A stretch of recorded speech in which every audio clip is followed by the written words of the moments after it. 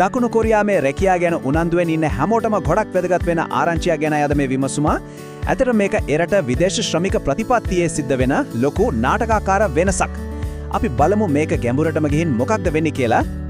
හොඳයි අපි කෙලින්ම කතාවට බහිමු. මුලින්ම අවධානයට ගන්න ඕන කාරණය තමයි මේ දෙවන්ත කෝටා කප්පාදුව. විශේෂයෙන්ම E9 වීසා කාණ්ඩයේ යටතේ රැකියා බලාපොරොත්තු වෙමින් ඉන්න අයට නම් මේක හරිම තීරණාත්මක ආරංචියක්.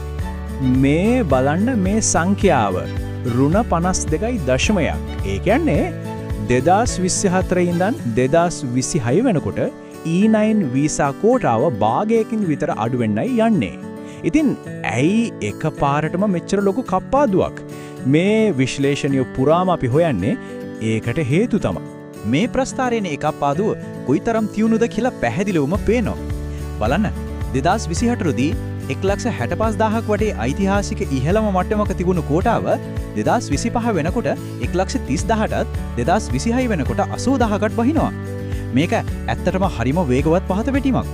හැබැයි මේ කප්පාදුව හරියටම තේරුම් ගන්න නම් ඊට කලින් සිද්ධ වුණු පෙර නොවු විරු නැගීම ගැන දැනගන්න ඕනේ. අපි බලමු මේ තත්ත්වයට ආපු ගමන් මග මොන වගේද කියලා. මේක හරියට රෝලර් කෝස්ටර් එකකට යනවා වගේ නේද?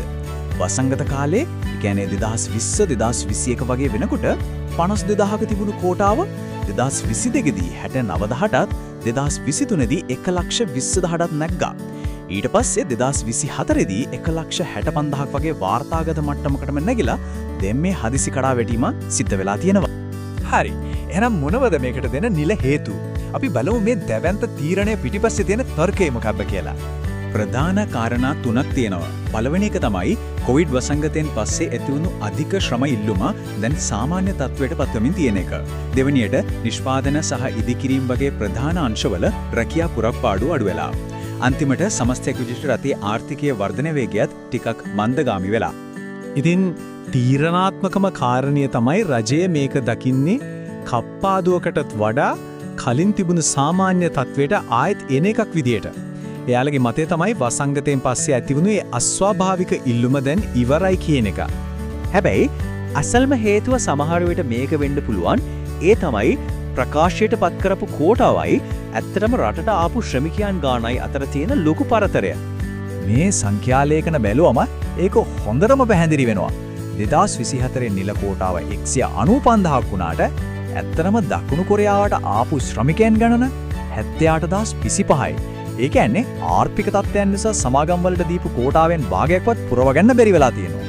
හොඳයි E9 වීසා කෝටාව අඩු වෙනවා කියන්නේ දකුණු කොරියාවේ හැම විදේශ රැකියාවක්ම අඩු වෙනවා කියන එකද? අපි බලමු මේ කතාවේ තවත් පැත්තක් තියනවාද කියලා. ප්‍රශ්නය තමයි මේ වෙන්නේ සමස්තයක් විදියට විදේශ ශ්‍රමිකයන්ට දොරවහන එකක්ද? එහෙම නැත්නම් වෙන දෙයක්ද? මෙන්න කතාවේ අනෙක් පැත්ත. පුදුමයකට වගේ වෙනම අංශයකට ආදානේ E8 වීසා කාණ්ඩය 14%කින් වැඩි කරලා. ඉතින් මේකෙන් පැහැදිලිවම පේනවා මේක එක තැනකින් අඩු කරලා තව තැනකට අවධානය යොමු කිරීමක් කියලා.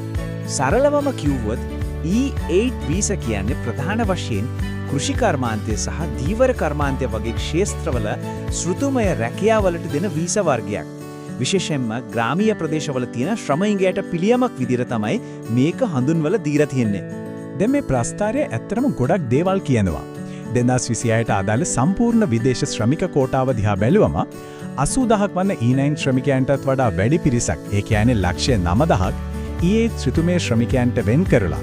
ඒ කියන්නේ දැන් විශාලම කෝටාව හිමි වෙන්නේ ශ්‍රිතුමය කෘෂිකාර්මික ශ්‍රමිකයන්. හරි. ඉතින් මේ හැම දෙයකින්ම අපි ගන්න ඕන පණිවිඩය මොකද්ද? මේ ප්‍රතිපත්ති වෙනසෙන් ඇත්තටම අදහස් වෙන්නේ මොකද්ද?